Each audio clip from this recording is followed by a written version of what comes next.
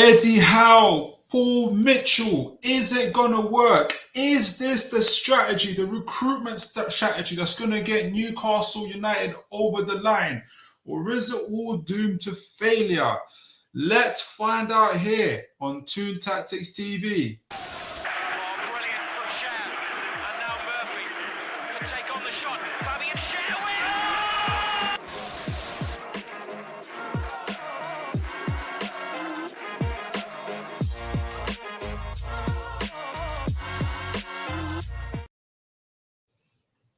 All right, folks, how you doing? I hope you're having a great evening, a great day. Thank you to all of you guys who are here to to kind of see what's going on. I hope you're all doing well. Let me know how your day is going. As you can see, I've got my coffee, I've got my drinks. Saddle up, guys, because I'm gonna be bringing, as always, a whole lot of information, news articles, stats, statistics, everything else together to try and make it as simple as possible to explain what's going on, or what I think is at least my processing of what's going on. But I cannot do it by myself. I am not that much of a genius to be doing that. I need you folks in the chats. I need to hear your views. I need to hear what you're thinking. So today, essentially, I'm going to go through a couple of articles and trying to understand. The main thing I want to understand is what is Paul Mitchell's strategy? What is his recruitment strategy? What is his infrastructure? How is it going to be integrated into Newcastle? The buying, the selling, the squad, and where does the head coach? Where does Eddie Howe fit into this? Where's the potential tension, and where is the potential success in the relationship? It's not all doom and gloom, as we all say. What do all these things mean for the club, for Newcastle? How's it going to impact? How is it going to ripple? How is it going to have a ripple effect? And we're going to kick things off here with an article from Luke Edwards. I'm not going to show all of it, unfortunately, because it is behind the paywall. I've paid for the paywall, but I don't want to take the mick of the man's livelihoods. On the 10th of September, so yesterday, Newcastle dropped January transfer plan with Eddie Howe and Paul Mitchell dispute resolved. The pair will now work together to identify potential targets in the coming weeks, and the club remains interested in signing Mark Guehi, and we're going to talk about that in terms of Mark Guehi, about the transfers. What does it mean? Is it really going to fit in? I have an opinion on that. I have a view on that. I want to see what you guys think. So I did realize, but from reading the article, it seems like it was a lot more deeper than the dispute between Eddie Howe and Paul Mitchell was a lot more deeper than I first thought. I mean, they was talking about how Paul Mitchell was thinking about leaving in the first couple of months. Ideally, there's reports saying that Paul Mitchell was going to leave, but this article by Luke Edwards, the insider strenuously denied this and stuff like that. So it would have been very embarrassing for PIF if Paul Mitchell did leave. And I'm going to speak about PIF a lot in this because I think it's important they do, because all this kind of media furore and everything else is around Paul Mitchell, Eddie Howe, that kind of relationship, the yin and the yang. But Piff, and obviously, and Darren Eales become like the pantomime villain and everything else like that. But Piff I almost feel like not getting away scot-free, like they're hiding, not doing anything. But I think that this all comes down from there. In any club, in any boardroom, the vision of the club, where the club is heading to, comes from the owners. So the board of directors, the managers, all are there to deliver the vision of the owners. And so PIF, they have a vision, and that vision, as we all know, is to be number one. We're going to try and figure out how they plan to get there. So before we get into it, first comment of the night, Adiyeri Kangumba. Hi, Toon Tactics. How are you? How are you doing, sir? How are you? I will back Paul Mitchell and Eddie Howe for Newcastle United, and Darren Eagles sacked from Newcastle. Now bring back Amanda, Medard, and Piff to Newcastle Ray. Well, let's see. Let's talk about that, and let me know what you think, Adiyeri, come the end of the show. where all this fits in. I'm not trying to blame, I'm not trying to scapegoat. I just want to understand what this strategy is about. I want to understand what this recruitment's about. I want to, when Paul Mitchell, we're going to hear from these articles, when Paul Mitchell is talking, when they're talking about buying, selling, low, high, cheap, what does it all mean? What is it? And we're going to look into his history as well. And good to see you. So, Jordeezy, good evening, mate. Good to see you, Jordeezy. Big up to you, sir. I'm really looking forward to hearing your point of view on things. So let's kick things off. Let me take this off. And the first thing I want to do is share I'm going to be reading from two articles, kind of like putting them together. So let me, as it stops sharing screen, here we go. Let me share something, share my own thing. Let's see. Here we go. Here we go. Here we go. All right. All right. All right. So I'm going to be reading from two articles. One is from, let me make sure you guys can see my screen. You can see my, you can see all my workings out. And I've got this whole blueprint going on. So I'm going to be reading from two articles, essentially. Well, the first article is from Total Football Analysis. Now, to this particular article was written in 2023, just as, or a couple of months before, Paul Mitchell left Monaco. And for all of you guys that know, Paul Mitchell was at Monaco for 3 years, so 6 transfer windows.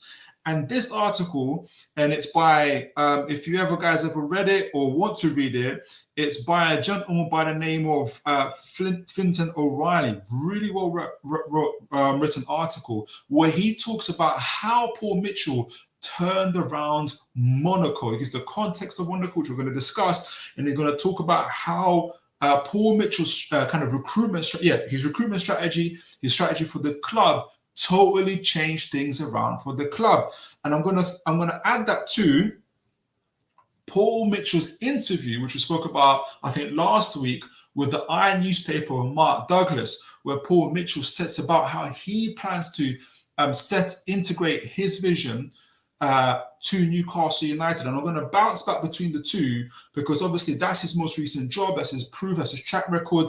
And I'm going to kind of get behind the words that he's saying and what he's trying to explain, and how everything, and at the end kind of have a conclusion, figure out what the ripple effects of that are for the club, for Eddie Howe, for us fans, for the championship, for the league, for the world, if we can get it. So let's get right into it. Before we do, I've got a few comments here. Hey, you, Adieri Kanguma. Hi, I read this one already.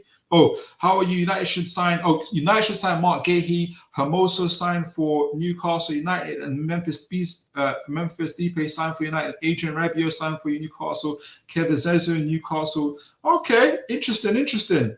And how are you? Newcastle United should sign Jonathan David Ray. Oh, look, I tell you what, we're going to go through the profile. We're going to go through we're going to go through what is Paul Mitchell's method and what kind of players he likes and all that kind of thing going on. So let me make sure I got you guys can see my screen. So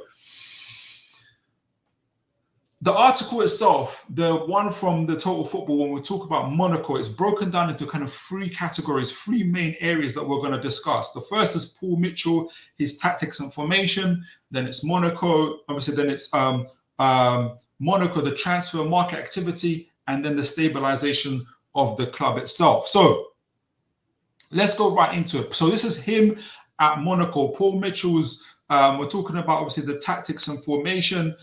And this goes directly to Eddie Howe and kind of our thoughts on Eddie Howe. Bearing in mind, I'm going to give the context of Monaco and what Paul Mitchell actually is getting into. When Paul Mitchell entered Monaco, Monaco had up to 70 plus players. They had a woeful injury record. Their squad was totally bloated. They spent over the last 3 years 450 million euros on players. It had a very scattergun approach where essentially buy as many as you can. Does it sound familiar? Buy as many as you can and see what sticks. Sounds very similar to Chelsea's tactic to me. What happened was, though, you got a very bloated squad and it didn't have a good impact on Monaco on the pitch. They went from a side that won the Ligue 1 to a side that was finishing 9th and finishing even lower in the table. So Paul Mitchell came into an environment where he had to reduce the squad, he had to reduce the age of the squad, he had to reduce the injuries and everything else like that. But to do that, the first thing that Paul Mitchell actually did was get a manager. He replaced the manager who was there at the time, Mr. Moreno, with Niko Kovac. Anybody remember Niko Kovac when he played for Croatia? He was a Croatian international, played in Germany, spent a lot of his time in Germany, but also was the manager of Bayern Munich and won the Bundesliga there. Now, why did Paul Mitchell choose? He specifically chose and sought out Niko Kovac. Niko Kovac plays his style of football. What is Niko Kovac's style of football? Well, his style of football essentially is, as we can see here, it is very, very, very high intensity, a lot of work. So he was saying that it's high pressing, high turnover, high intensity football. And if you know anything about Niko Kovac, in order to make it work, you need a young group of players to do that. And it says here, this from the article, securing the right head coach was key to the project, as Mitchell and this figure needed to be somewhat aligned in their view of the game in order to ensure the types of players coming in were the ones that could be used to their full potential and Monaco's system, while also ensuring that there was a high turnover. There'll be also a high turnover, and also hoping to ensure that Mitchell and his team were looking for the right players. So there's already a system that is been set up.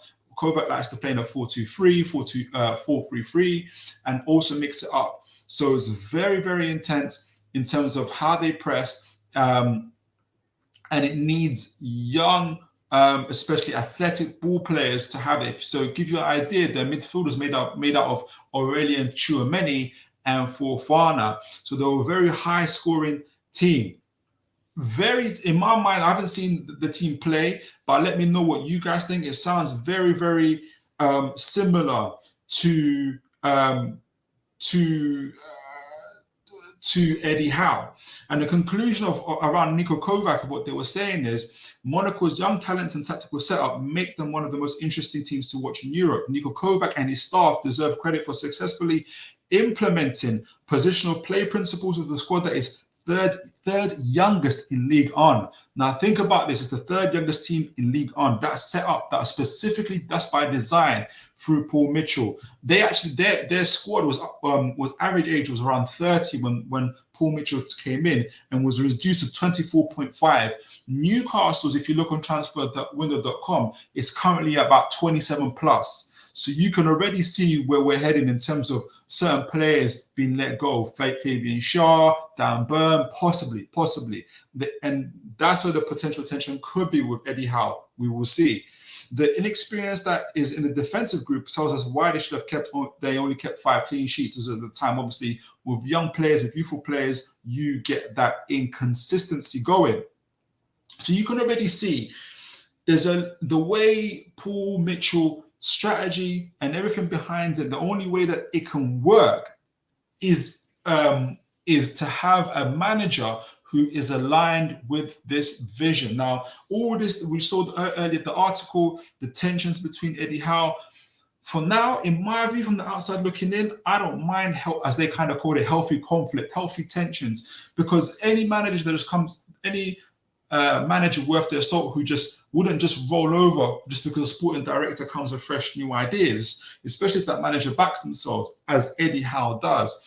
What I hope it doesn't turn into is a complete chasm between the two.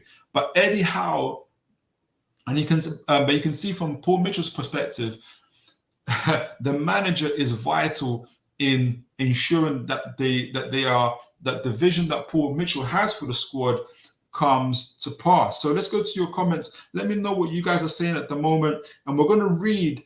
Then we're going to flip from that conversation between the article from Paul Mitchell to what Paul Mitchell is saying about Eddie Howe. But at the moment, let's see what Jordeezy. I understand Paul Mitchell wants to change the strategy, but I also agree with Eddie's point of view of buying British.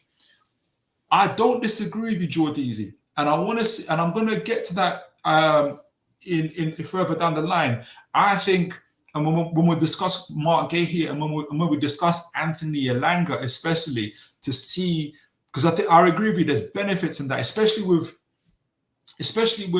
the fact that you're going to have a higher probability of them being a success. So in the case of Mark Guehi, Anthony Elanga, they're already in the Premier League. They're certified Premier League players, good Premier League players. And so it's almost plug and play when they come into the Newcastle system.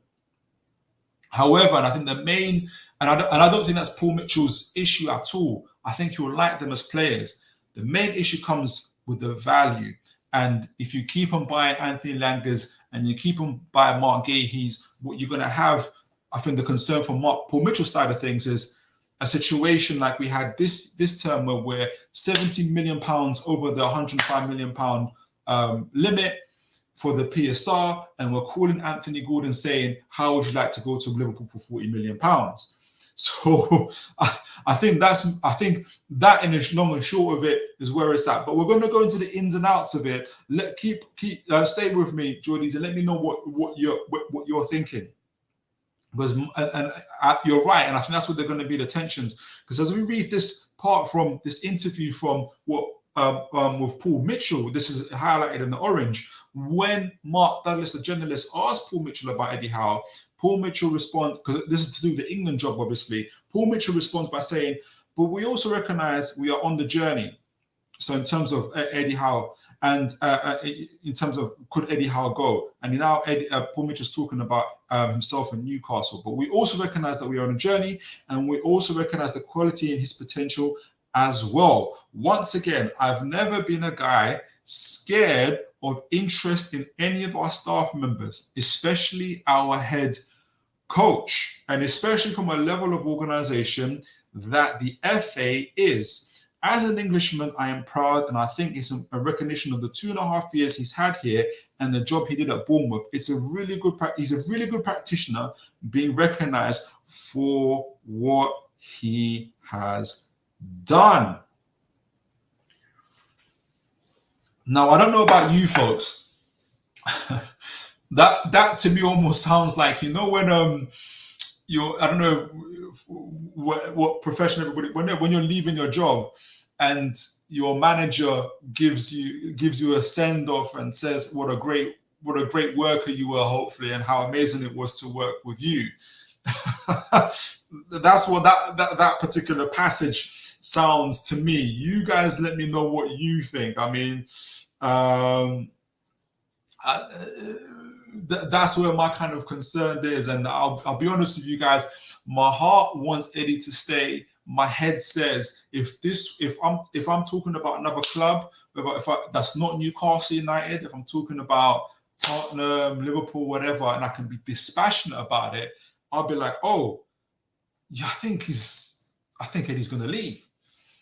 And that's what it sounds to me. But you guys let me know. You guys let me know what you guys are saying in the comments. Derry Konguma, hi Philip, how are you? Newcastle should buy Mark Guehi. Oh yeah, read that one, sorry. Another one from you, Derry. Hi Philip, how are you? Newcastle should sign Jonathan. Oh, I've read that one as well. Oh, here we go. David Veitch. I like Mitchell. He went 10 rounds with Eddie and seems to have his respect, but no knockout blow. Can we move on to bigger and better things now, Eddie? Well, you know what? And let me know what you guys think. I'm going to move forward further, but I think Eddie Howe is a good manager with great coaching skills, and I want him to stay. But for him to move from good to great, I think he needs a Paul Mitchell. At the same time, I think a Paul Mitchell needs an Eddie Howe. And the more we talk about this, the more you guys will see what I mean. So that's the Paul Mitchell tactics and formation side of things. Then we're talking about the Monaco transfer market activity. So how did Paul Mitchell change things around in Monaco? What is it that he done? The context, as we said earlier, he arrived when they had gone for a huge squad overall. They had 70 plus players. The owners had too much money, and they just spent it in a scattergun approach. So right from the off there, I want you guys to know, and guys can see, Paul Mitchell has worked around owners that have got a lot of money. So PIF won't scare him in terms of, won't intimidate him. Obviously, he hasn't seen owners with this scale of money, but he's been around rich owners before. And it's what's interesting, as we're going to see further into this, is that it's so interesting. He almost goes against the kind of human nature of spend, and finds very efficient and effective ways in order to make his particular method of transfers work. So, as it kind of says here, going back to again, what kind of how he kind of set it about is first obviously getting a coach to get his style of play, having that player profile, as it says here. Kovac has explained earlier in the article, we know Mitchell wanted a coach who endorsed a high-octane, aggressive, active style of play. He wanted to see Monaco's players putting in physical shifts out on the pitch and recruited to that vision, focusing on bringing in young players of good technical ability and also to a capacity to put in the hard yards on and off the ball to ensure the manager's physical standards were met.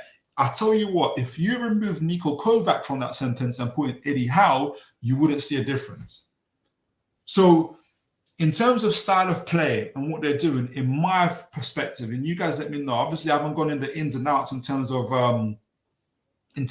how Eddie Howe and Niko Kovac line up tactically. I imagine that there are differences. But like I said, if you remove Niko Kovac from that sentence and put in Eddie Howe, I think there's a lot of similarities between Eddie Howe and Niko Kovac, and therefore the vision that Paul Mitchell has in terms of the style of play, of Eddie's style of play. I don't think he's itching for Eddie Howe to change his style of play. And I don't think he'd want to. I think he'll enjoy what he's seeing. But you guys let me know what you think. I've got comments here. Hunter, you can tell that Eddie Howe has a problem with James Bunce in particular. Yeah, okay, yeah. Eddie Howe is notoriously borderline a control freak, and it seems Eddie Howe wants to do more outside of his remit. And we all know why. And that's very well observed, Hunter. We all know why. Eddie Howe came from that Bournemouth background where they had bailiffs at the door. He was their sporting director. He was their manager. He was their coach. He was their everything. So he's used to controlling things. And now, and like I said, to go from good to great, the funny thing that Eddie Howe has to do is to let go. Jordeezy, I'm thinking that Eddie only cares about the first team, but Mitchell has to think about bringing players and moving them out. Hopefully they can find a way of working together. And you know what? You have hit the nail on the head. By the way, my name is pronounced Jordeezy. Sorry, sir. Jordeezy. I will remember that. Thank you. Thank you for correcting that. Otherwise, I'll be forever calling you that. So, Paul Mitchell, style of play, high octane, aggressive, young players putting in physical shift, on the ball, off the ball. Sounds very, very, very similar to Eddie Howe. So how did this transfer in terms of what Monaco did in terms of how they purchased players, and we're going to go into that, and how they sold players in. So remember, he had 3 seasons, he had 6 windows. In the 3 seasons and 6 transfer windows with Mitchell, Monaco signed 6, 4, and 3 players permanently. It doesn't sound like a lot of players overall. And that's because we had 70 plus players at the time. He was doing a lot more cutting at the time, but also because he had a very specific style. He had a very specific manager who could play that style. So they knew exactly what players they wanted, equating to 13 players through the doors. That's in 3 years. So any fears about Paul Mitchell buying 20 players or something like that, 20 players, 10 players at a time can be allayed. So just over a third of those signed in the 3 seasons. Just over a third of those signed in the 3 seasons before the Englishman's arrival in Ligue 1, and 147 million euros in transfer fees, which is 3 times less than they'd spent in the same period before Mitchell arrives. Paul Mitchell spent 147 million in 3 seasons, 6 windows. Previously to that, Monaco spent 450 million. Do you know who else spent close to 450 million and even more? That's right. Newcastle United did. Newcastle United spent the same amount of money, or very close to the same amount of money as Monaco did. So it's not to say that we had the same problem as Monaco, and you'll see it. We didn't have a scattergun approach. We didn't have the money to have a scattergun approach. You know, the PSR wouldn't let us do that. But it's interesting how Paul Mitchell, who had all that money at his disposal, he could have spent another 450 million because that's the owners that he had, but he spent a third of that money. So how does he do that? How does he buy that?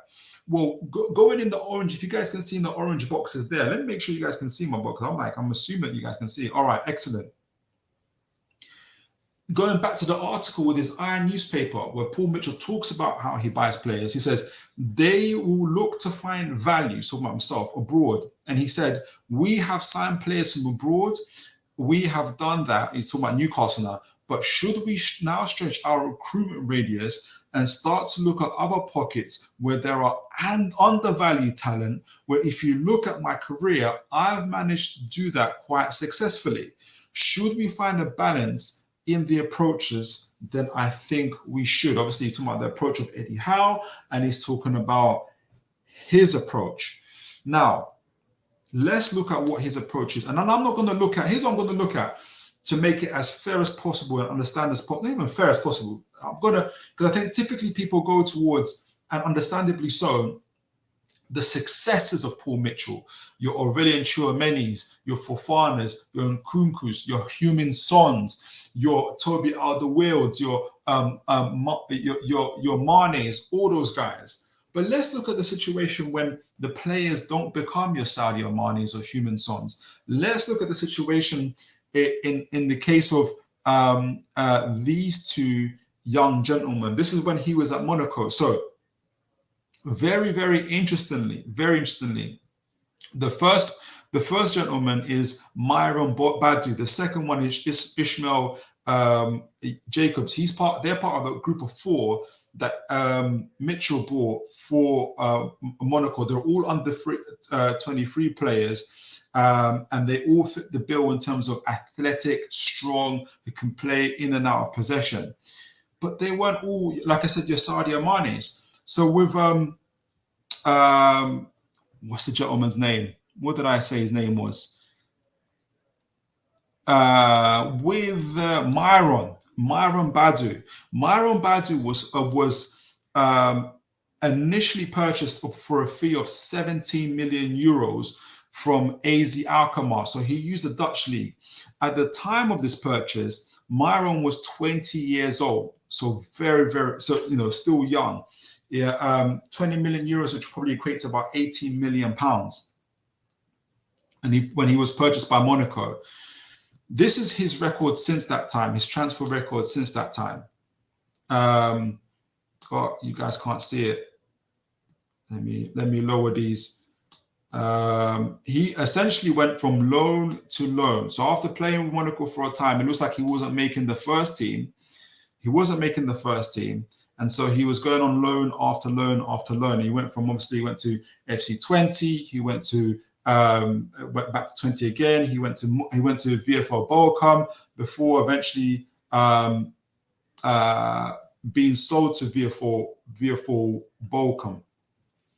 Now, throughout that time, he was generating loan fees. Now, in all of these situations, you can't see what all these loan fees were, but he was making money for the club, probably not as much as the fee that he was transferred for. So you can say that, look, this definitely isn't a Sadio Mane situation. This isn't him. This isn't Aurelien Tchouaméni situation for Badu. But the risk was so low in terms of his 17 million transfer fee, and it probably was made back over the years, from the loan fees, that the damage you can imagine to PSR was very limited. Same again with the next gentleman, being Mr. Ishmael Jacobs, a left back who played who played for Monaco. Now, he was at the time of his purchase, he was 21 years old, and they bought him for a fee of 6 million euros, so about 5 million pounds, from FC Köln, a German, obviously a German team. So obviously going from Holland to Germany, and this is what he's talking about. This is what Mr. Paul Mitchell is talking about: undervalued players, undervalued talent. Very similar to Mr. Badou. Obviously, over time, he wasn't making the starting lineup for Monaco, and he was being loaned out. He was being loaned out to Galatasaray, where eventually Galatasaray purchased him. He was getting loaned out to Galatasaray for loan fees, when he was the first loan fee was £6 million. And then he was eventually sold to Galatasaray for 8 million euros. So 6 million loan, and then also 8 million fee. So about 40 million euros. So he essentially made Monaco around, he was pitched just 10 plus million euros. Again, a low risk on both of them, on both Mr. Badou and Mr. Jacobs, and it didn't do much harm to Monaco because of their very low fees, and also they was able to actually sell Mr. Jacobs to Galatasaray for a profit. So this is what happens essentially when the players that Paul Mitchell and his staff scout don't essentially make it big. They're not your Manes, they're not Human Sons, they're not those guys. The damage is very low and very limited. If you can compare, let me know what you guys think. Newcastle, we've bought Lewis Hall for around 25 million plus, Livramento for 30 million plus class players, Chelsea Academy players. In the case of Lewis, in their cases, God forbid, but if they didn't work out for us, that's nearly 60 million pounds in transfer that could cost Newcastle. How much would we be able to sell them off for? Can we go for 3-4 years, loaning them out to players, to different teams for low fees and getting them back? Even if we were able to loan them out, we wouldn't get anywhere close to the original fees that we got. The problem isn't the money that's been spent on them. We know our owners aren't going to lose sleep over 30 million pounds. They use that for their lunch money. The problem is PSR. An equivalent of 60 million pounds. Remember, we were 70 million pounds over the threshold for the PSR that's come up in June. You either buy Lewis Hall and Livramento, and like I said, God forbid they don't work out, and you find yourself in a situation where, again, you could be calling up Anthony Gordon saying we have to sell you, or you buy a Jacobs and a Badou for a combined below 25 million euros, and the damage isn't as much if they don't work out for you. If anything, you're clawing back some of your money from the loan fees and eventual sell-on. You guys let me know what you guys think of that particular method. Now, like I said, these are the players that didn't necessarily work out for Paul Mitchell. But the idea is, like he said, let's scour the market for undervalued talent. There's talent that's there. There's people that we can bring in, and it won't cost us an arm and a leg. It isn't that Livramento and Hall aren't quality players. They are high quality, high caliber young players. Lewis Hall has been smashing it for under 21s, and the 2 assists. Livramento is obviously in the England setup. These are great players. But if they don't work, there's a risk of every transfer. If they don't work, it could cost Newcastle very, very dear. So let me know what you guys think. And if you're PIF and you're thinking about the PSR, what you've just gone through, you're looking at this particular method. And if, as Paul Mitchell presents it to you, you're thinking, this could be the way to go. This could be the way to go. But let me know what you guys think. If you're Eddie Howe, you might be thinking something a little bit different. Ryan Foster, see, this is my problem. People only see Eddie Howe as a 40-year fan. Only see Eddie Howe as a 40-year fan. Wow, 40 years. The club comes first. Eddie is not the same level as the ex-Bayern manager. I need to stop overhyping Eddie. Poch is better. I think the club is, even Paul Mitchell's an employee, Eddie Howe's an employee. The club is always bigger. The club at Newcastle are creating their identity, they're creating their philosophy, and whoever comes into that, they're here to support, they're here to help us to achieve that vision. I totally agree with you as well. Whether Poch is better, whoa, we can have a debate about that. Mighty Mag, good to see you again, sir. Big up to you, sir. I hope you're doing very, very well. Again, hit the thumbs up. Yes, guys, please do hit the thumbs up. We've been getting really good views, really good comments from all of you guys. It would be great to have the thumbs up to be able to reflect that also. And also, Hunter, would you not say Tino and Hall were low risk considering they already played in the Premier League before? And you know what? This is a very good observation, Hunter. And it goes back to what Geordie Z was saying in regards to buying from the Premier League. That's the point that Eddie Howe is saying. When you buy your Tino Livramentos and Halls, who are from the Premier League, from your Chelseas, from your Man Cities, from your academies, they're going to be high quality players. They've already got the Premier League experience. There is very minimal that is needed in terms of their integration in the squad, not only in terms of settling into the Premier League and settling into a new squad, but also culturally. You live in England. If you buy a Jakob and you buy a Badu from Germany and from Holland, it's going to take that time to be able to settle in. And I think that's what Eddie Howe is saying in terms of what Eddie Howe will be saying, kind of pushing back and saying, I don't want these particular guys. It's better to have Hall and it's better to have a Livramento. And that's where I think Paul Mitchell was saying right towards the end there, can there be a compromise met? Can we change things up? Because if you remember, Hunter, it's not been smooth sailing with Hall or Livramento, and it's never is with young players. You know, Hall is only just settling in now. At the moment, his place has been taken up even by Lord Kelly, who came on a free. You know, so it's not as kind of straightforward. Livramento obviously been injured for a time. All these things carry risk, and when you buy that level of finance, whereas that kind of level of finances, it makes it harder for Newcastle to pivot, especially when they've been so poor at selling in other areas. Can the compromise be if you buy a Livramento, you buy a Jakob, and you train up a Jakob, and maybe you sell him for later on, and then you buy a Hall later on, and then you get a Badu and see who works out but you keep on making sales. There must be a kind of a compromise somewhere to be met. So that's the buying methodology of Mr. Paul Mitchell, and we know all the other successes that he has gone to, that he has had with players as well. I've obviously mentioned the guys who didn't work out so much. If we look at, for instance, the guys that did work out for him,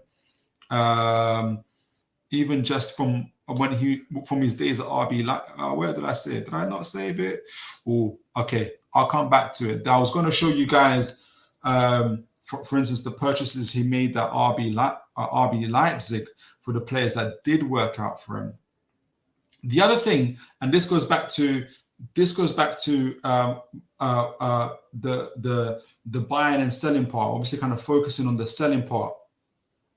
Whilst in Monaco, in Mitchell's 3 seasons, they've sold 9. So this is now going back to Monaco.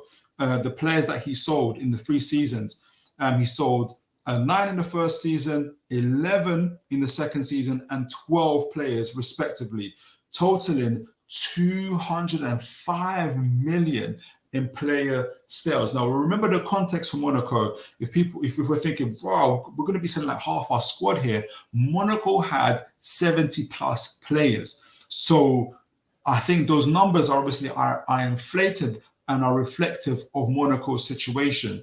In Newcastle's situation, it's slightly different. Obviously, we don't have 70 plus players. And what you guys can see here, and I've separated into players that have 1-year contract left and are potential sellable assets, and those that are core, we have roughly 28 players. 9 of those with 1-year contract left, 9 that are potential sales. I've included Anthony Gordon in that, not because he's not a quality player, but my concerns around him being sold and his contract not being yet done. And obviously that could also be the same for the core team players who I think are going to be kept. I don't think Paul Mitchell's going to be selling 10 players. I do wonder, though, if he might let go of the players that have got 1 year left on their contract. But it lets you know in terms of how he functions, in terms of what he's doing. He sold those players and he made the club £205 million. That's about 60 million or 70 million pounds, 70 million, euros in profit. Now, come June, when we're wondering if we've got enough PSR, this is a dream for our owners. Not because they're looking to pocket that money. 60 million pounds in profit is nothing to them.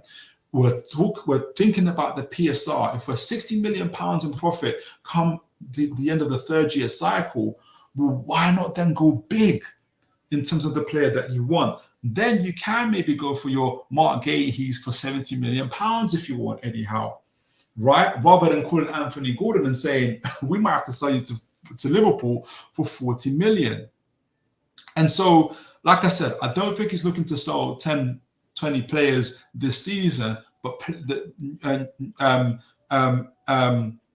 Newcastle must get better at selling. And we're going to go into further about what else Paul Mitchell said about the buying and purchasing of players as well in a moment. Just going through the comments. Hunter would love us to get James Trafford. So would I. Hunter, I'm still devastated of not getting Mama. Yeah, I know you love him. And I think Liverpool are going to get him too. Hunter, I agree with what you're saying regarding Tino and Howe as they're still learning. Tino has been caught out a few times at the back post already this season, which could have cost us goals. Well, one time it did against Bournemouth. When Bournemouth scored their first goal, it did. But look, this is the thing about players making mistakes. Even the article that I read about Monaco with Niko Kovac, Monaco conceded that they scored a ton of goals, but they conceded tons. And they only had, at one point, they only had 5 clean sheets. You know, that's what you're going to get with young players. And I think that's the argument that Eddie Howe would have as well, that if you have too many young players, if there's that kind of imbalance. And, you know, that's where they're going to meet a compromise as well. Mighty Mag, we had the funds to get Mama if we didn't put our eggs in the Guehi transfer. Well, that's the whole point about being able to pivot and being able to move with some fluidity. And we're going through that now. In the next part, you're going to like the next part. Well, you're going to be finding it interesting in the next part, Mighty Mag, what I'm going to say. Or what Paul Mitchell says, excuse me. Mamadashvili is a top keeper, but he can't kick. He's similar to Pope. Oh, that's in reference to Mighty Mag there. Dan United, United TV. Do you want Anthony? Hell to the no, no, hell to the no. I see that this guy's getting flogged left, right, and center. No, thank you, but good to see United TV. Very, very good to see you. Everybody, welcome. It's a fantastic channel, guys. We'll give you a good. I'm sure you will. I bet it'll fit into our new transfer strategy. Davey Eddie, great to have you back, sir. Mitchell won't hesitate to do what he has to do regarding hiring and firing. That is true. He will not have an attachment to players like Eddie. That is also true. But let's hope they work together in peace. A compromise, because Eddie Howe's, yes, and I think part of that attachment when I was thinking about Eddie Howe today is, guys, you've got to remember, when he was at Bournemouth, the same from League Two. There are players in that League Two squad, a lot of them, who made it all the way to the Premier League with Eddie. So when people are wondering, why is Dan Burns still playing at left back and all these things, if he can take League Two players in Bournemouth to the Premier League and stay with them till Kingdom Come, you know, how many times did he renew Paul Dummett's contract, Richie's contract, right? Paul Mitchell's not going to let that happen. But at the same time, it does give balance to the squad when you've got youthful players around. So where can the compromise be? Can it be hopefully keeping your Bruno Guimaraes and your Joe Lintons and your Tonali's who are 24, 25, 26 and up, and pushing them into those leadership roles. As we have seen now, Bruno Guimaraes being a captain, that'll be interesting to see. Mighty Mag, I'll take Anthony season loan. Depends on. Oh no, Mighty Mag, no, don't do that. I'm gonna report that comment. I thought you might find that funny. Hope you're doing well, mate. Very well, sir. Very well. Good to see you. I think it's on 200k, Mighty Mag. Talk to and you see talk to you. You know that would subsidize. Oh, thank you. United TV worth a sniff to the end of the season. Oh my word, Mighty Mag, don't do this. Don't do this. Somebody, where's Paul Mitchell? Now, going into the buying and selling again. Obviously, we talked about how he likes to buy, and we talked about when those transfers don't go necessarily as great in terms of Jakob and Badu, and the very low risk in terms of finances that it would cost Newcastle. So how to sell? Like we said, that he sold obviously 11, 12, and 9 is how many players he plays. He sold 11, 12, and I can't remember how many other players. Was it 11, 12? I can't see the third, but he sold a lot of players. 205. So how to sell? This is now going forward in terms of Paul Mitchell talking to Mark Douglas, and he's talking about Newcastle. You say selling is a big one, but look at what Liverpool did. I don't think they lost a big. So Mark Douglas, the question he said to him, are you concerned that you're going to have to sell one of your big players, your Anthony Gordons, your Brunos, your Tonali, somebody in order to meet PSR? And this is a very interesting point that Paul Mitchell makes. You say selling is selling a big one, i.e. Bruno, Anthony Gordon, but you look at what Liverpool did.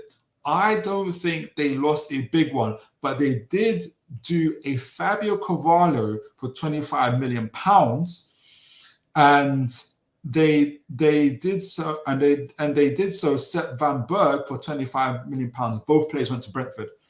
That's still 50 million, and then you can find a big one yourself, he said. Now let's go into that. What's he talking about when he's talking about Fabio Carvalho and he's talking about Sepp van der Berg? What is he talking about? Finding that middle, finding that in between. So not a low hanging, not a low level player, buy for 300,000, sell for 500,000. Not an Anthony Gordon, buy for 40 million, sell for 70 million. What's that thing in the middle that he's talking about?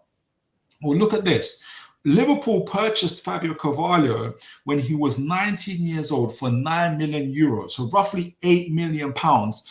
I forgot, I can't see what year it is here, but if I open this up here and I take this off, Liverpool purchased him for 9 million euros. This is when, obviously, he came through Benfica Youth Academy, went to Fulham's Youth Academy, and obviously eventually went up before Liverpool purchased him for 9 million euros in 2022. So just over 2 years ago. In that time, obviously, he wasn't playing in the Liverpool team squad. He went to RB Leipzig for a loan. Then he went went to Howe for a loan. Then he went back to Liverpool before eventually getting sold to Brentford for 25 million pounds. In between that time, Liverpool also made money from the loan fees. So overall, they made 25 million pounds from the transfer fee, but they probably made about 3 to 5 million extra from that money itself. That's Carvalho going to Brentford, and Brentford usually do what Liverpool did to them. So it's interesting how Liverpool did that. The other one is Sepp van der Berg. Now, Sepp van der Berg, if I can get it here, let me get that back. So that's 25 million pounds in Liverpool's pocket for Carvalho. Sepp van der Berg, when did Liverpool purchase him? Liverpool purchased him when he was 17 years old for 1.9 million euros. 1.9 million euros they purchased him. This is in 2020, so 4 years ago. What was the story with Sepp van der Berg? I don't know about you guys, But I didn't know who Sir Vandenberg was until he was sold to Brentford for 25 million, for 25 million pounds. This is the story for Mr. Vandenberg. They purchased him in 2022. They purchased him in July 2019. He went on various loans. He went to Preston. He went to Schalke. He went to Mainz. He went to back to Mainz again, before eventually again, like we mentioned earlier, being sold to Brentford for 23.6 million euros according to transfer.com. But obviously that's not counting the transfer fees Liverpool got along the way in terms of all the places that he went to. So the combined, just how Mr. Mitchell said, the combined fee of £50 million plus for Carvalho and Vandenberg, players that never really touched even Liverpool's first team, they was able to sell those players, and now they're in a position where they can buy big. This is the art of buying and selling. And when I read that, and the fact that he pointed this out, Paul Mitchell, and you go through this history and you see Carvalho has been there for 2 years. Sepp Vandenberg has been there for about 4 years plus, and they've both made them over 500-600% profit from their own individual sales, before putting Liverpool in a financial position where they now can buy big. They didn't have to sell Mohamed Salah, didn't have to sell Ibrahim Konate in order to try and buy another big player. What they did sell is their mid-level players who didn't even get into their first team for combined £50 million to put them in a position, God forbid, where they can now buy an Anthony Gordon. And this is where we talked earlier around Amanda Staveley, Mida Kadusi, Eddie Howe, and all those guys. They lifted up through their transfer activity and their investment. I'll never forget, they lifted us out from relegation, got us into the Champions League. We was unlucky last year with the injuries. It could have went into Europe again. But we nearly went bust in June of this year. We could have had because of the way we sold so badly. Well, we did so badly, we did not make smart purchases. And this is exactly what Paul Mitchell is talking about. You cannot keep on repeating that. That's what makes you go backwards. That's where you do not become a consistently performing club on the pitch and off the pitch. And Newcastle have to make these sort of purchases. They have to make these sort of purchases, and they have to make these sort of sales. Now, does Eddie Howe have the, and you can see, look, these players weren't at Liverpool long enough. They were always out on loan.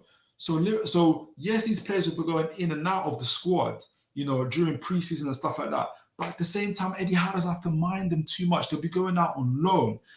He has to be able to compromise that. Newcastle have to find a way. We need to have our Carvalho and Sanderbergs in order for us to buy the big players, your Mark Guehis. Nothing. That's the way to sell it to Eddie Howe. You want your Mark Guehi for £60 million plus? Mate, you're going to have to let me go and get ourselves some Sepp Vandenbergs, some Carvalhos in order to make that happen. And there are going to be periods where you need to put them into the first team so we can build up their value. And that's where the compromises have to be made. And this is where Eddie Howe began to go from good to great, in my opinion. But let me know what you guys think. This is, when I read that, when I saw that, and like I said, God bless Amanda Staveley, Murdoch Gadusin, all those guys. But we were buying and selling players like it's 2015. This is Liverpool. Liverpool have a revenue that's 3-4 times bigger than ours. They had £660 million from last year. They don't have to buy a Carvalho and stuff like that, but they do. They made purchases themselves as if they're Brighton, as if they're Brentford. So who are Newcastle not to do those kind of things, in my opinion? But let me know what you guys think. Let's see what the comments are saying. Is booming over here. Mighty Mag, are you still trying to sell? Are you still trying to buy Anthony from United TV? I can see getting banned off here. He's talking to Dan United. Danny Eddy, Anthony Elanga, maybe. Hunter, great analysis. Can't believe this channel has 300 subs. Thank you so much, Hunter. You never know. The more we do this, the more people come on, and the more we can have these conversations. You know what?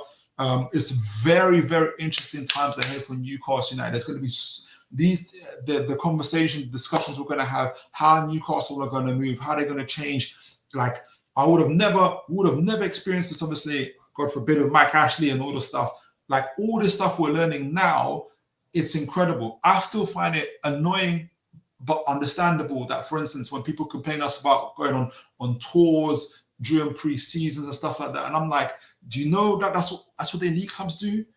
It's because we've been living in a cave for so long, battling relegation, and going to pre-seasons, begging Blackpool and York to play us in pre-season games, that we don't think that these are the type of moves that big clubs make. And this is where you need to get the first in class in every department, as Paul Mitchell was saying, in order for your club to move forward. Thank you, Hunter, but thank you so much for that. Mighty Mag, signing target was a signing by the heart, not the head. A mistake, 100K per week. You know what? I thought, and if you remember Mighty Mag, this is crazy. If you remember Mighty Mag, when we did loan him and we eventually bought him, we were raving on about Matt Target, how great he was. And it's because we've been with Mike Ashley for so long. We haven't had a decent left back. We haven't had a decent defense line for so long that an average defender that Matt Target was like gold dust to us.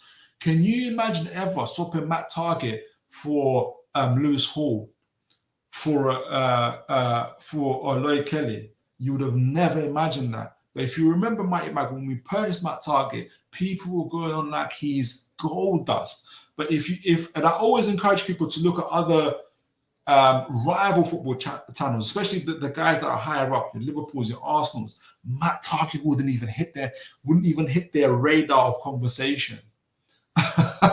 But it lets you know how long we have been in the dumps for. So Vandenberg, Carvalho, smart purchases, buying and selling. Eddie Howe, in my opinion, especially in this particular situation, has to get with the program. And in my opinion, he doesn't have too much to compromise. As you can see, these guys went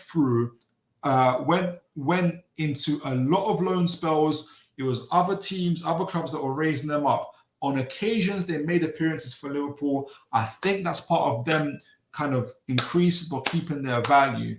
And this is what Eddie Howe and Paul Mitchell must work out between the both of them. So this is what he was doing at Monaco as well. And obviously, and it's very interesting that Mr. Paul Mitchell highlighted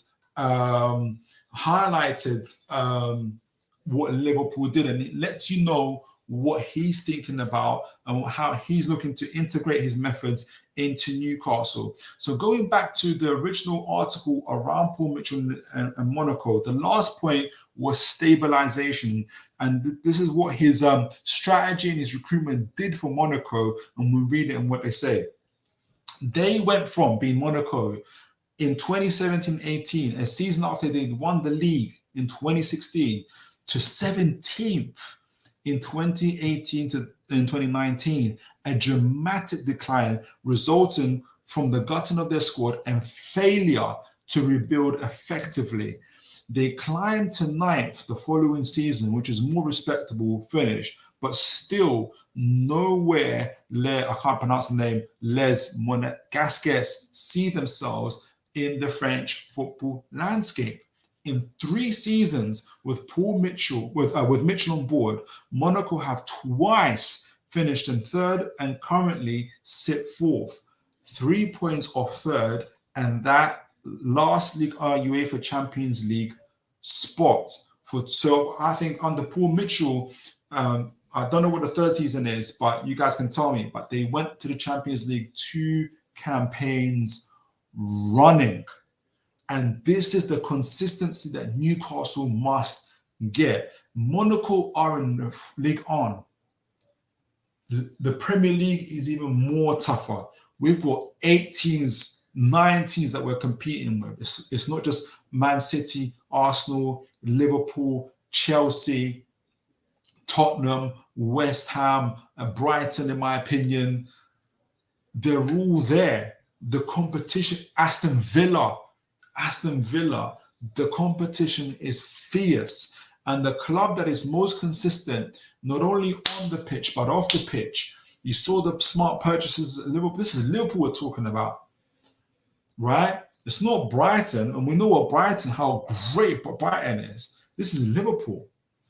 Newcastle have to get up to speed in terms of their transfer business. And I see a lot of people been complaining about Paul Mitchell said this, and we had the article earlier from Luke Edwards. People are hurt by the transfer. They made some great purchases. Isak, Tonali, the players in themselves, the profile, the quality, the attributes they have are exceptional. But what I think Paul Mitchell was saying, and we're going to get into this, we need to get your Bruno Gomeres's before they went to Lyon. We need to get your Sven Botmans before they went to Lille. That's when we'll make these quality signings. Conclusion of this article: intelligent recruitment, a clear strategy, a vision, good planning and organization have been key to achieving this, as has Mitchell's famous work ethic, I'm sure. So whenever the Mancunian sporting director goes next, and this is remember, Newcastle are the team that he went to next. Wherever the Mancunian sporting director goes next, he comes with a proven track record of success and experience of delivering when the chips are down, which is surely going to be exciting and invigorating for his next club. And that next club is, of course, Newcastle United. And look, I don't know what you guys' views are so far on this. And we're going to go into the last part of the section. But I want Newcastle to be operating like a top elite club. I want us to be winning trophies, and I want us to be winning consistently. We obviously, when the takeover happened, we just about beat we beat relegation convincingly. We finished 11th.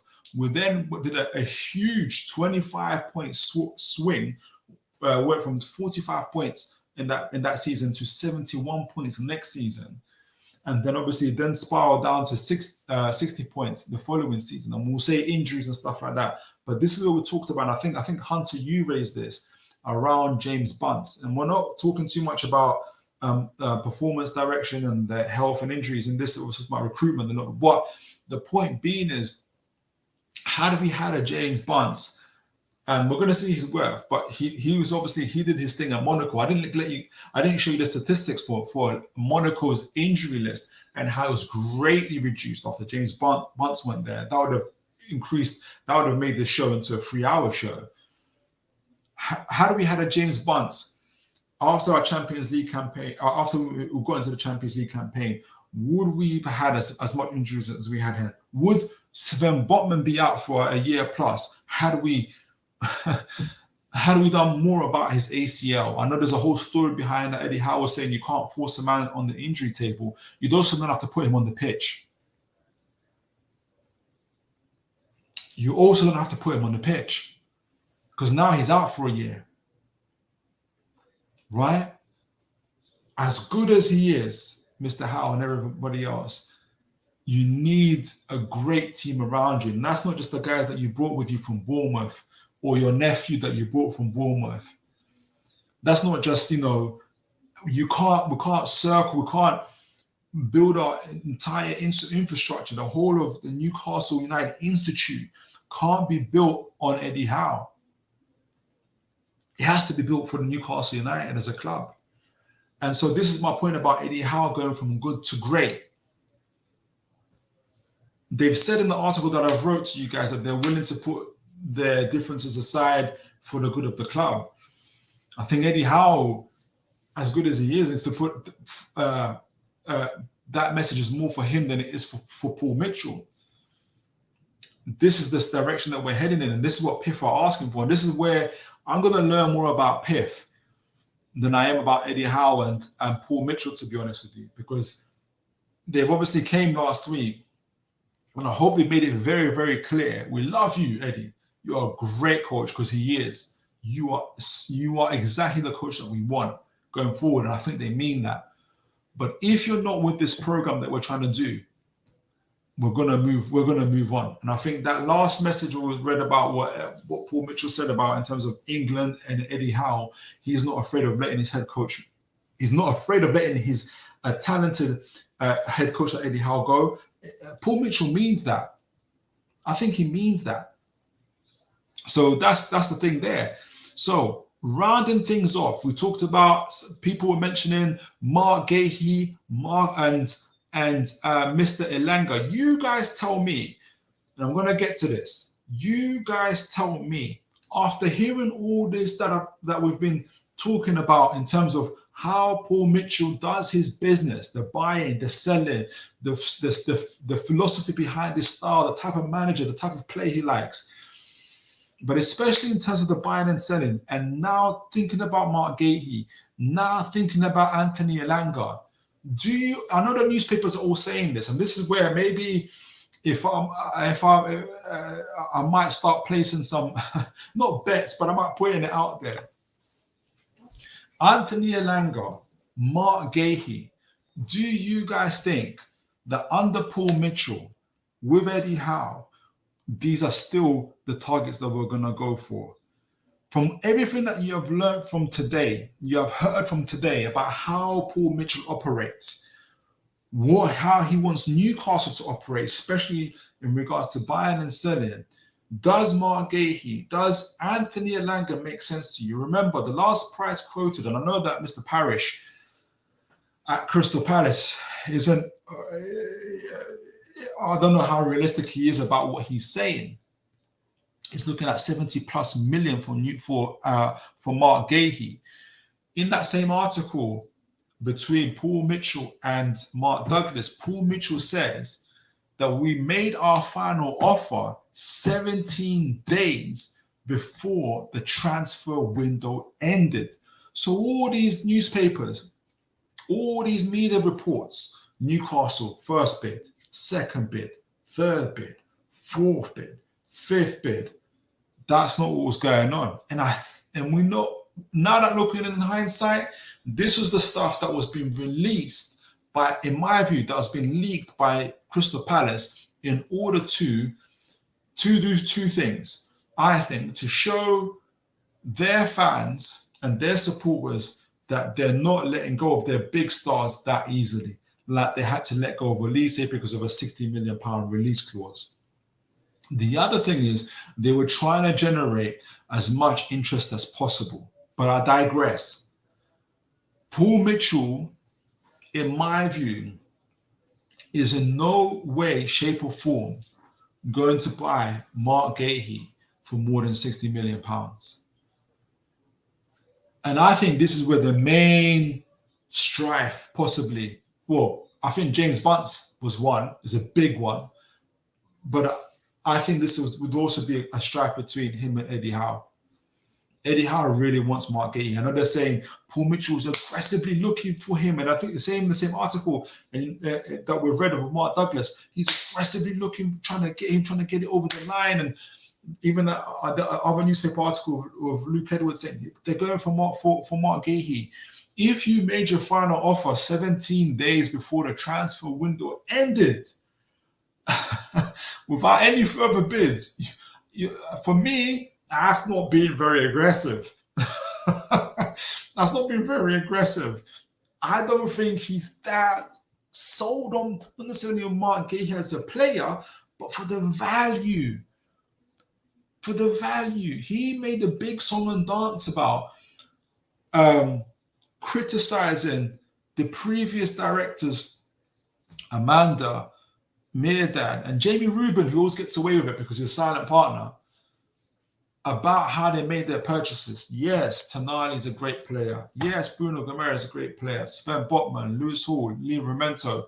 But the value that we paid for these guys was simply too much. And we've already explained why it's simply too much. You want to get your Bruno Guimaraes before he went to Lyon, when they, I think, purchased him for less than 20 million, I think. That's when you want your Bruno Guimaraes, right? You want those type of players then.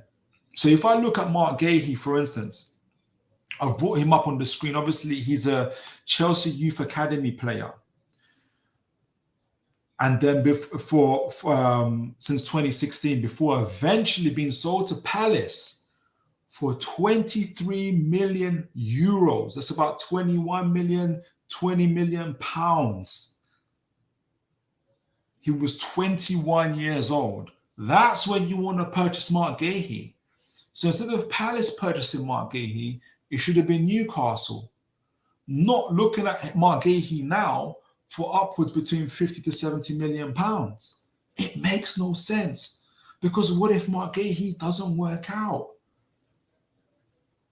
It just makes no sense for Newcastle. And I think this is Paul Mitchell's point.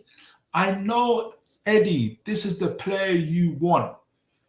But for the long-term future of Newcastle United, this may not work out well. The compromise could be, I buy Mark Guehi,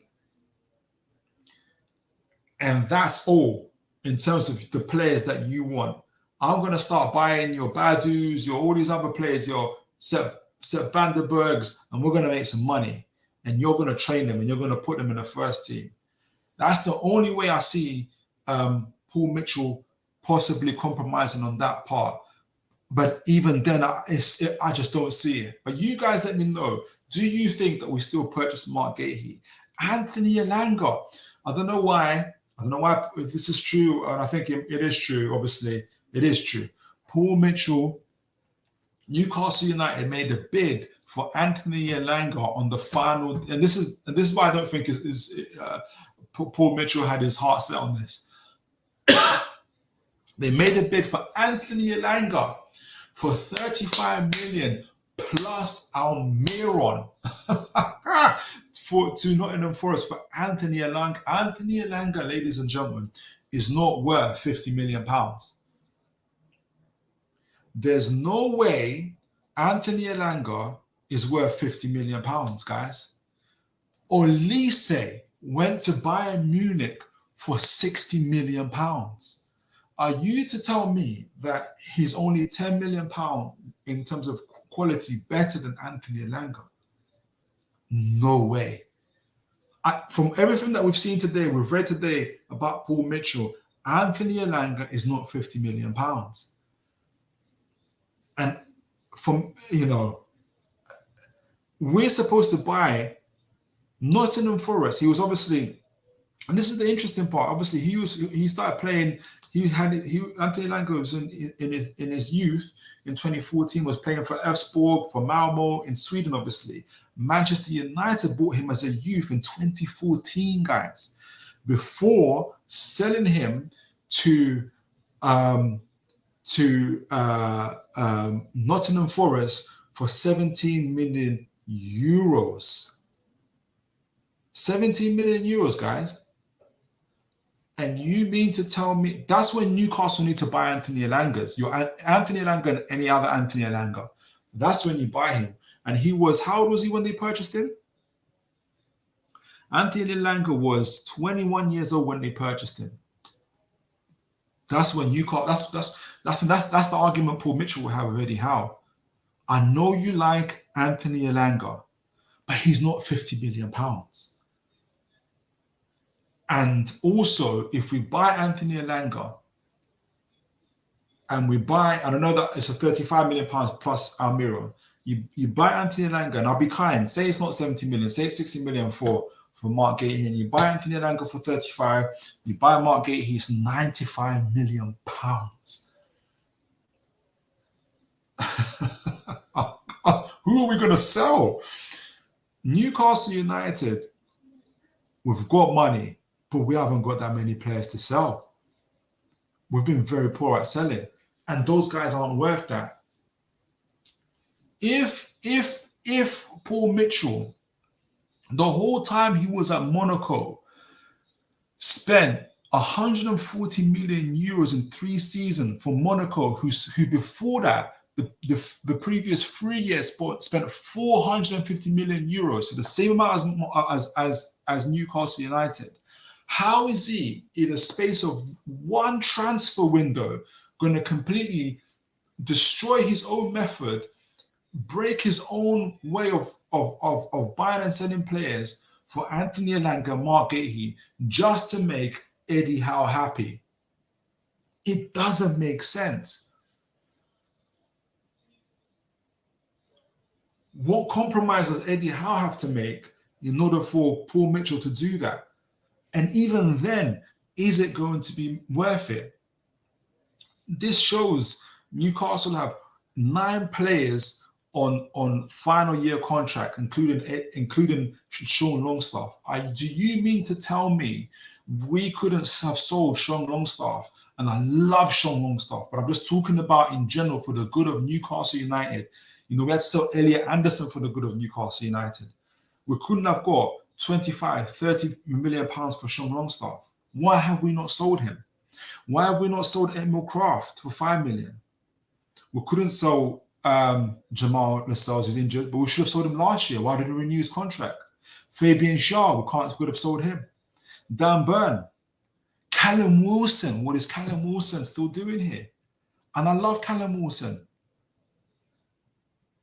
Dubravka, I'm not going to count John Ruddy. Guys, what are these guys still doing here? The next set is players that whose contracts run out in 2026.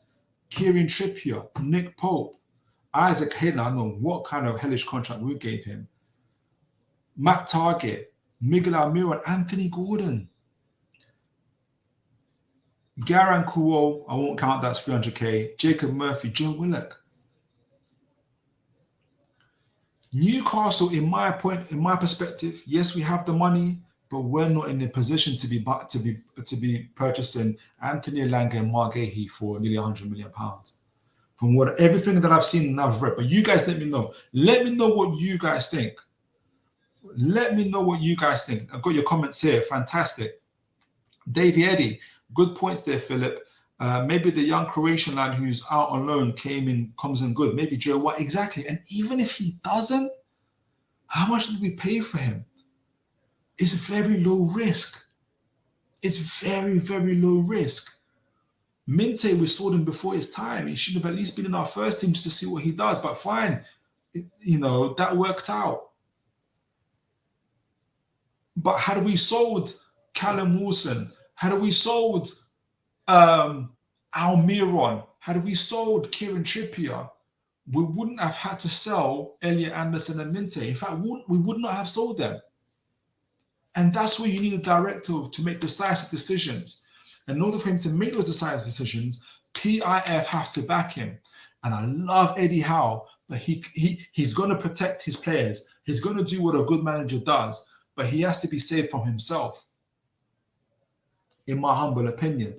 Davey Eddie, Philip, it's going to be about business for a few years. We need to build our resources. Then we go in for the real big fish. And yes, get those hidden gems before other clubs. That's exactly it. But again, Davey Eddie, where Liverpool are doing this. Brian have been doing this for years. We're 5-10 years behind people. We've got a lot of catching up to do. We have got a lot of catching up to do.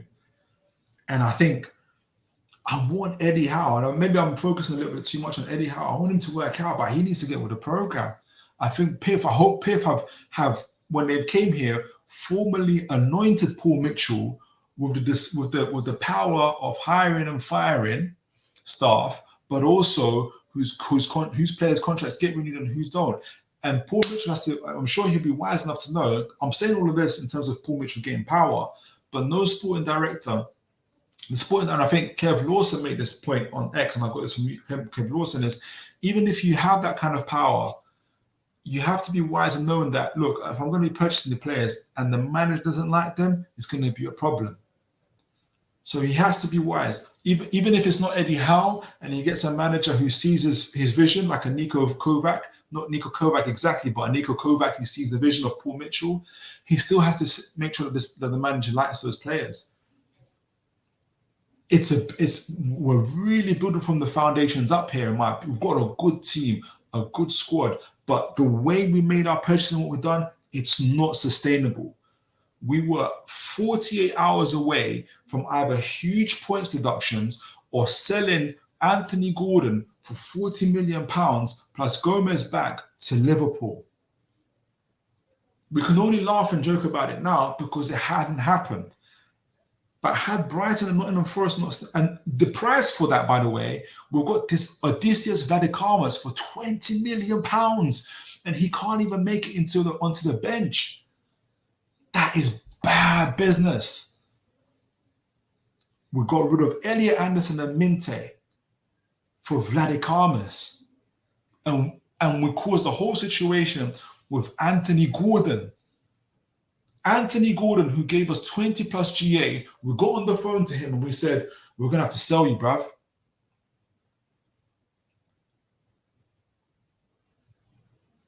So if you're Paul Mitchell, if you're PIF watching this, heads had to roll.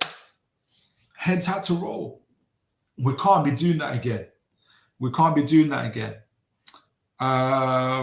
Hunter, if Howe can't accept this new strategy for NUFC with Bunce, Mitchell, etc., where would he go other than England? Every other top club is run. Well, that's exactly the point.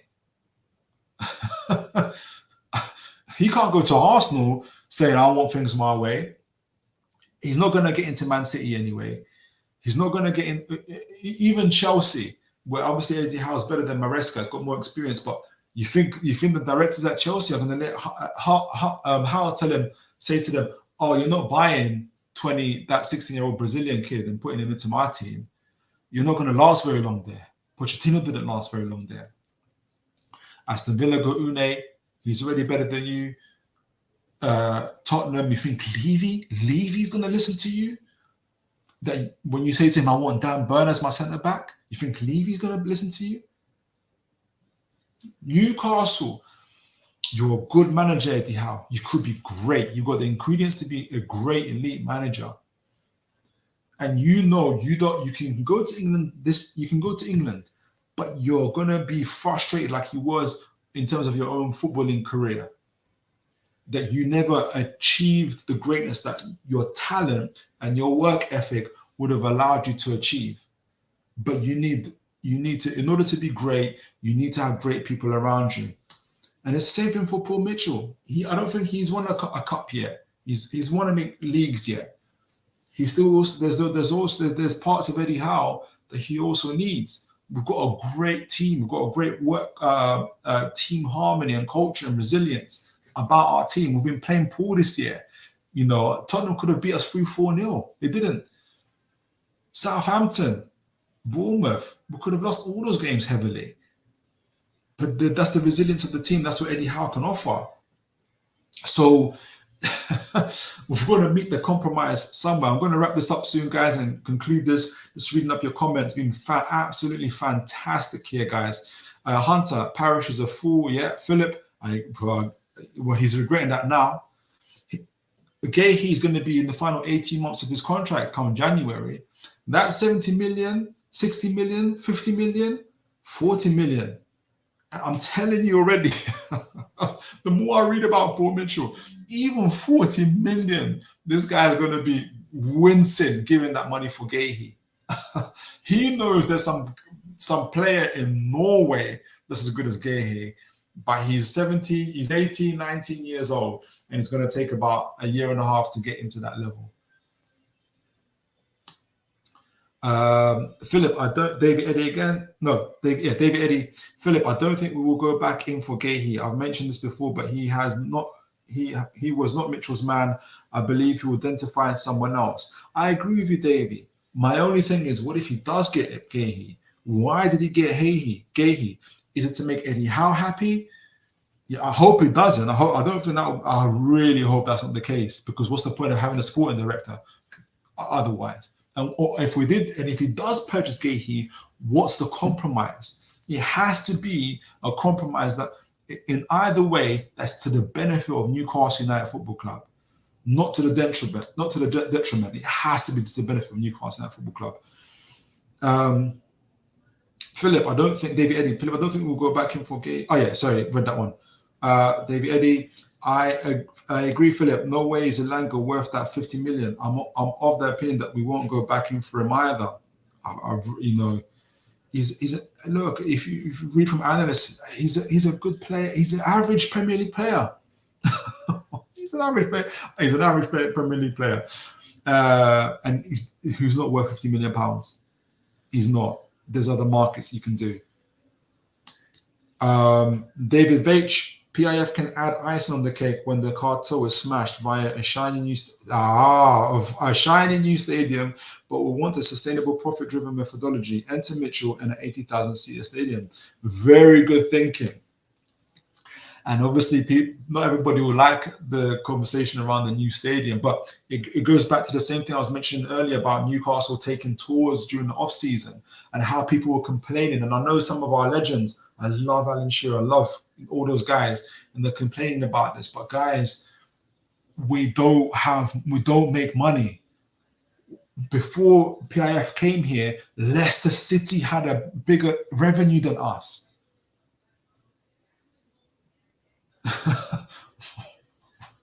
How else can we make money if we don't go on these season-long tours? So that's just the tours. The stadium, we've got a beautiful stadium right now in the heart of our city, but we can't get planning permission to extend it to the 70, 80, 100. I believe that if Newcastle had a 100,000 seat stadium in St. James's Park, it'll be filled out every year. Every game. But we can't do that where it is. We need to Liverpool. Like I said, Liverpool are selling your Sepp Blatters and your Sepp Vandenbergs and your Carvalho for 50 million. Guys, we're behind. We are so behind. It's unreal. Hunter, Howe is still the perfect manager for us, in my opinion. Coach. I'll only change that to coach, because he's just there.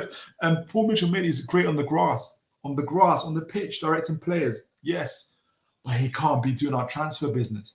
He doesn't have the time to look for your what's the mention of Myron Badus and Jake and Jacobs.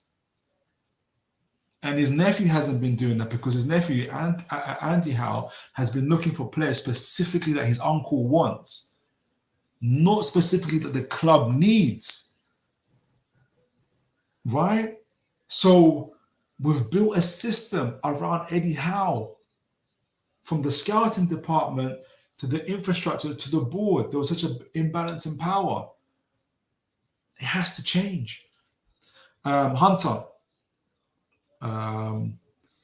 do you think NUFC are forced to get a player like Guehi? Shah is early 30s and there's no real quality backup for him.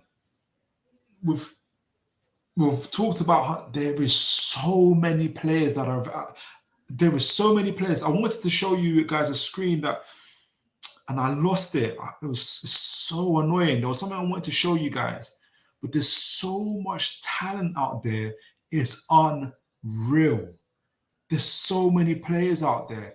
The problem is, I don't know if you guys see, for instance, Anthony Mango on X. He's a scout. He does fantastic player profiles. Do subscribe to him if you haven't already. How many players he alone, and he's just one man, how many players he comes up with? It's not just Guehi. The way the media and everything has pointed out, we think there's only Guehi. There isn't only Guehi. There's other players out there. That's the whole point that Mitchell was saying. I would want Guehi before he went to Crystal Palace for 20 million euros. That's when I want Mark Guehi. And that's where the skill comes in. That's where the data-driven kind of scouting information comes in. That's what Paul Mitchell is here to build. Brighton are doing that. Brighton are getting your Casados. How many players have they had at Brighton? Every year, clubs like our own strip them of their board of directors, strip them of their managers, strip them of their players, and they come back every year because they've got a system. They've got a system that only Newcastle can dream of. There's more players out there. There's more players out there. Fantastic comment though, Hunter. Davey Eddie, this season, Minte and Anderson for 70 million was excellent business, and under current conditions, it has to continue. I do personally like Guehi though. You know what? And going back, this isn't the Mitchell support party. But he made the point that this is a forced transfer. We had 48 hours to go, Davey. Elliot Anderson is my hero. There should be a statue outside of St. James's Park for Elliot Anderson, because when Kieran Trippier wouldn't go, Callum Wilson wouldn't go, Almiron wouldn't go, none of the players, Elliot Anderson, I'll go. He didn't want to leave Newcastle. There's no way on earth Elliot Anderson was planning to leave Newcastle. But for the good of PSR, for the good of his hometown club, he left. It wasn't by design, David. That's my problem with it. £70 million is good business, but it wasn't by design. We weren't moving like Liverpool, who just you just saw how they raised Carvalho and Sepp for 3-4 years. It was always planned. This was forced upon us because of bad selling practices.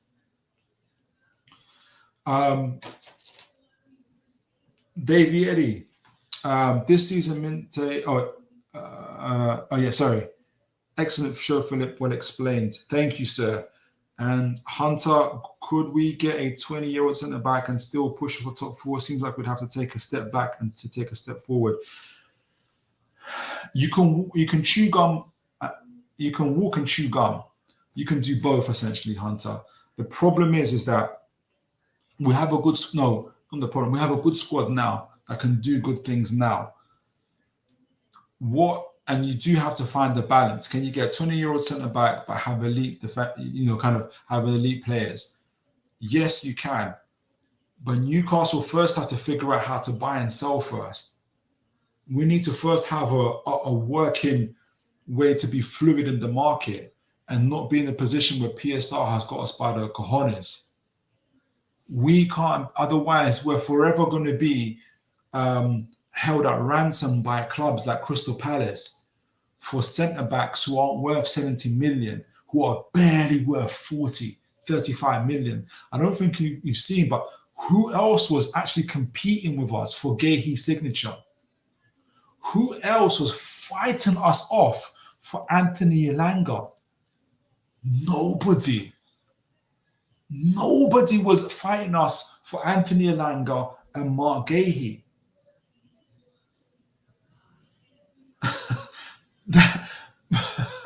That's how far off we were. So I'm not saying, Hunter, that the plan is to flood Newcastle squad with 17, 18, 19-year-olds and have no quality, and we're going to go backwards. There's going to be a compromise. There has to be a compromise in terms of going forward. But there's talent and there's players out there that we can purchase at half the price, even less. It's going to take a little bit of work. It's going to take a little bit of foundation. But guys, this has been an incredible show. I didn't mean for it to even go this long, but I hope you guys enjoyed it. And to summarize, as I've tried to my best, I wish I could have found the screen I wanted to show you. The screen I wanted to show you was, it was going to show Ibrahima Konate, Dey Apakanya, and Mateus Cunha. All these players were purchased by Paul Mitchell when he was at RB Leipzig. Ibrahima Konate, currently playing for Liverpool, was purchased as a 17-year-old for, and I'm going to make up the figure in a minute, but it was, for less than 5 million euros. Apokanya is the same. It took a while, but they got there. And I think that's the point. that's the point where you want to be able to get to. You still want to have a quality squad, but you want to be able to make those kind of purchases. So look, in conclusion, guys, in order to make this new way of working, this new recruitment strategy work, we're going to need a head coach. The PIF have to make sure that Paul Mitchell has the power to do what he needs to do, and Paul Mitchell needs to have a manager, a head coach who's willing to align with that vision. And that kind of the decision is on Eddie Howe from then on to then kind of say whether he agrees with that vision or not. I personally think that discussion's already been had. My heart, because of my passion for Newcastle, won't let me say, no, not let me say, but I think it's clouded my overall judgment. Like if I was talking about Tottenham or Arsenal, if this was Tottenham or Arsenal, I'm talking about their situation, I'll be saying that I think Eddie Howe's going to leave in the January transfer window and a new coach is going to come in. My heart is hoping that a real compromise can be reached, and the two without compromising Newcastle United and our club's ambition, that this compromise can be reached and they can go forward. And Eddie can move from good to great. Paul Mitchell can do his thing, and Newcastle can be a force off the pitch as well as on the pitch. And in terms of the transfer business, you guys can see the buying and selling of players, what Paul Mitchell's looking to do, whether it's to get youth players in from different countries and places, whether to get those mid-level players in, your Carvalhos, your Sepp Vandenbergs, buy them, like your Pivas. We've got obviously Pivas, we did with Minte, get even more of those players in. Either they make it and they become part of Newcastle's first team, or we sell them and we make good, decent money that keeps us away from PSR, that allows us to, float like butterflies and sting like bees in the transfer market and get those big purchases without hurting our club in terms of the PSR. And finally, to get that stability as a club where we're not finishing one season in 11th, one season we're in the Champions League, next season we're in the Conference League. Players of the caliber of Anthony Gordon, Isak, Tonali do not hang around clubs with that level of inconsistency. So consistency, constantly going to the Champions League, competing for those domestic cups, is where Newcastle need to get to before really competing for that number one spot in terms of the Premier League. But that's the place where Newcastle need to get to. In order to do that, as was highlighted by Paul Mitchell, is that we need to be number one in all departments. So I can see the vision. I hope Eddie Howe is sold on the mission, on the vision of what Paul Mitchell, what PIF are trying to do. I feel like he's not, but I feel like he's selling himself short by not being so. When I read the last of your comments before closing up, David Eddie, that's agreed, Philip, regarding Anderson, but the club got their finances wrong, so he had to go. Yeah, and Anderson did cost us nothing. Live and learn. Exactly. And the final part is, I have a feeling PSR rules may change maybe within the year. They're always going to change, but Newcastle either way need to be ready for that. And even if they're not in our favor, they could change even worse for us. But we need to be able to operate in the market as best as we can to an elite level. If Liverpool, who have 4 times our revenue, are doing that, who are we not to do that? Hunter, why do you think Howe might not be sold on Mitchell's plan? I think that there's areas that he's going to find difficult. Obviously, we didn't talk too much about James Bunce. But James Bunce is going to have his views on the workload and the strain that Eddie should be putting on players. He's going to have some say in terms of how he trains players as well. Those are the things that no coach likes to hear. That's going to be a big thing. But in terms of the transfers, can Eddie builds his the harmony, his team's dressing room harmony. He looks after players. He looks after their careers. It's a good way of making sure that it's a good way of leading the team. But it gets into the way in terms of our business. Callum Wilson, Miguel Almiron, Dan Burn, as much as I love him, Longstaff should have been sold. Newcastle should be well within the PSR situation. Had those players been sold, we wouldn't have had to sell Minte and Anderson. We could have already bought a version of Guehi already, and that's what's slowing us down. But I feel like Howe will find it difficult to do that, to let go of those players. We've got, like I mentioned, we've got 9 players on final year contracts. Eddie Howe's going to look for at least 80% of those. I'm exaggerating, but he's going to look for a lot of those players for their contracts to be renewed. How do I know that? Paul Dummett, Matt Ritchie, Fabian Schär, Dan Burn, Callum Wilson. That's how I know that. So Eddie Howe's not going to like that part of the situation. He's not going to like the fact that him and his nephew are no longer they're going to have a say in terms of, especially Eddie Howe's going to have a final say on especially the players that are going to come into the first team, because he has to train them. But it's not going to be the same as it was before. Paul Mitchell's going to have a big say. The good thing though is that I think Paul Mitchell and Eddie Howe have a very similar view on the style of play teams should play. So I don't envisage there being too much issues. But in terms of player turnover, the going ins, the going outs, Paul Mitchell saying, look at this 17-year-old from Norway. He's going to be hanging around a little bit. Can you train him before we send him out on loan? Or when there's about 3 or 4 others coming, that's where the tensions and the situation might be coming. And so that's my kind of concern about that. All right, final comment before I go. People saying I'm going to go. Final comment.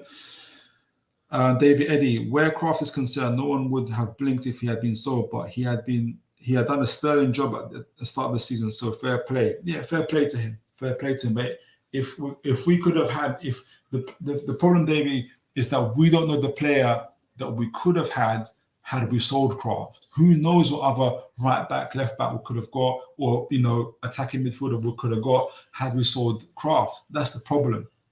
That's the problem. And so if we're going to be winning leagues, if we're going to be winning domestic competitions, we're going to have to make those decisions. But guys, you have been superb. The comments, everything else. And as said, Mighty Mac, I said, please remember to smash those like buttons. Great conversation with you guys. I'm going to be doing a pre-match preview this Friday for the Wolves game. We're going to be doing some tactical breakdowns. Do look out for that. And until next time, everybody, have a great evening. Enjoy yourself, whatever you do. And God bless, guys. Take care now.